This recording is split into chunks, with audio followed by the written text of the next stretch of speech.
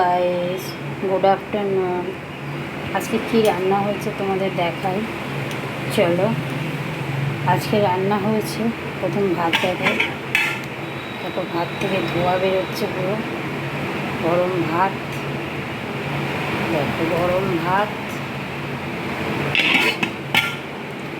তারপরে গরম ভাতের পর এখানে আছে টক ডাল, এও ধোয়া বেরোচ্ছে।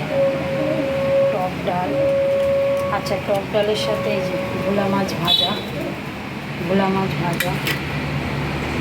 আচ্ছা, এখানে আছে কাঁচা পোস্ত বাটা, এখানে আছে কাঁচা পোস্ত বাটা, ঠিক আছে। মাছটা এখানে রাখি। আচ্ছা, এখানে আছে চিংড়ি মাছের মালাইকারি, একটু ছিল সেটাই, দেখো চিংড়ি মাছের মালাইকারি এতে আছে। আচ্ছা, এবার দেখাই এটাই কি আছে। ও গরম, এটা আছে ঢাই মাছ, ঢাই মাছের ঝোল। ঢাই মাছ খাও তোমরা? দেখো ঢাই মাছ কত বড়।